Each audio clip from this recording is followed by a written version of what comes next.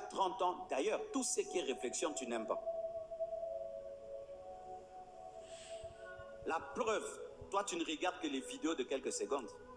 Une vidéo d'1 heure du temps, où il y a la profondeur, toi, tu ne suis pas. Lire un livre, toi, tu ne lis pas. Mais tu as 30 ans. Tu aimes que des blagues, et des blagues, et des blagues. Tu vas nourrir tes enfants avec les blagues. Tu vas éduquer tes enfants avec les blagues. Tu vas diriger ce pays avec des blagues. Une nation des blagueurs. Tolobéléla, Tolobéléla. Et les païens peuvent être comme ça, pas nous les chrétiens. Nous devons démontrer par notre manière de réfléchir que nous avons le Saint-Esprit.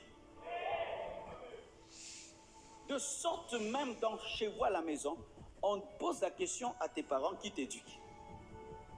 Le Saint-Esprit. Et réfléchissez. Est-ce que vous réfléchissez sur votre pays? Tu réfléchis sur ton avenir? Tu réfléchis sur l'Église? Tu réfléchis sur ta destinée, sur ton potentiel, sur ta vie, sur ton devenir dans 5 ans, dans 10 ans? À l'âge de 21 ans, j'avais écrit, si, quand j'aurai 40 ans, je n'ai pas fait ça, ça et ça, j'ai échoué. J'ai écrit. À 40 ans, je suis allé lire. J'ai fait tout ce que j'avais écrit, que je devais faire à 40 ans. Et il y a des choses que je dois faire quand j'aurai 50 ans. Si j'ai 50 ans et je n'ai pas fait ça, j'ai échoué. J'ai échoué. D'ailleurs, moi, quand j'aurai 50 ans, j'irai en retraite. Je dois aller réfléchir. Un demi-siècle sur la terre, qu'est-ce que j'ai fait? Vous vous glorifiez de vos âges. Est-ce que ton âge équivaut à tes réalisations? Oh, je suis grand, respectez-moi, respectez-moi. On te respecte pour l'âge, mais pour tes réalisations, est-ce qu'on peut te respecter? Même un serpent, lorsqu'il marche sur la terre, il laisse des traces. Mais toi, sans traces. Tu vas mourir, c'est comme si tu n'as jamais vécu. Oh, est-ce que c'est faux? Tu as inventé un vélo, une moto, une aiguille, un peigne, papier hygiénique. Mais oui, non? Nous rions, mais c'est grave. Tu n'as même pas fait un papier hygiénique. Tu es passé sur cette terre. Tu n'as même pas fait une aiguille. Tu n'as même pas fait un livre, écrit un livre. Même un bic. Tu as fait un bic dans ta vie. Tu as créé quoi? Et tu es en train de créer quoi? Quand tu mourras, ce monde se souviendra de toi. Sur base de quoi? Réfléchissez-vous sur ça. C'est ce qui déclenche le réveil dans les cœurs d'un homme. Quand j'ai compris ça, j'ai dit à mes parents, je quitte votre maison. J'ai trop grandi. J'avais 24 ans. J'ai trouvé que j'étais trop grand pour habiter chez mon père et qu'il puisse me nourrir. J'ai dit, je dois quitter cette maison. Je dois commencer ma vie. Et si je veux commencer par terre, je vais dormir par terre. Et je dois commencer ma vie. Parce que j'ai réfléchi. J'étais l'aîné de la famille. Vous réfléchissez, mes frères. Vous savez, il y a une maladie. Aujourd'hui en Afrique, c'est quoi? C'est que quand tu veux réfléchir, du coup, tu t'arranges pour sortir de la réflexion. Pourquoi? Parce qu'elle te met face à ta vie. Nous nous droguons. Nous nous droguons des blagues et beaucoup d'informations sur Internet pour au départ voir notre vie en face. Regarde ta vie en face. Qu'est-ce que tu es en train de réaliser? Regarde ta vie en face. Ce monde se souviendra de quoi? Sur base de quoi? De toi. Sur base de quoi? Ce pays se souviendra de toi. Sur base de quoi? Ta famille se souviendra de toi. Sur base de quoi? Réfléchissez. Tu as deux mains, comme Bill Gates. Tu as deux mains, comme le pilote de l'air. Tu as deux mains, comme Elon Musk. Tu as des pieds, comme Lionel Messi. Tu as une bouche comme Paul, comme Pierre, comme Moïse, comme David. Tu as le Saint-Esprit, comme Billy Graham, comme Reinhard Bonk, comme Osborne, le même Saint-Esprit. Tu fais quoi? Tu fais quoi?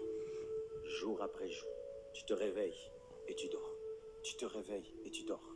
et tu ne remarques pas que ta vie ne change pas. Tu sais pourquoi ta vie ne change pas? Ton niveau de réflexion ne change pas.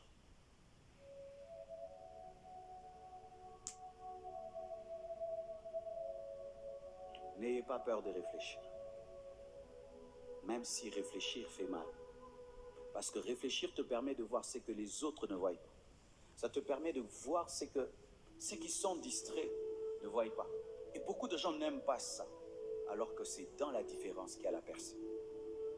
Si mon cerveau et mon esprit commencent à comprendre des choses que tout le monde ne comprend pas, déjà, c'est un pas pour être différent et pour influencer les autres. Prenez le temps de prier, de lire la Bible et de réfléchir. De réfléchir. On te dit, tu fais quoi? Tu pries? Non. Tu lis la Bible? Non. Tu as des soucis? Non. Je réfléchis. Je réfléchis. Devenir chrétien, ce n'est pas l'enlèvement du cerveau. Le Saint-Esprit ne vient pas désactiver la réflexion en nous. Le Saint-Esprit ne vient pas faire ça. Sans cela, mes frères, nous allons dire amen. Des églises partout, des églises, le pays ne va pas se développer. L'Afrique ne va pas se développer parce que vous n'êtes qu'en mode prier, prier et prier, mais pas réfléchir. Comment toute cette saleté qui est là, je peux la changer en argent? Comment tous ces problèmes qu'il y a dans ce pays, je peux les changer en opportunités d'affaires?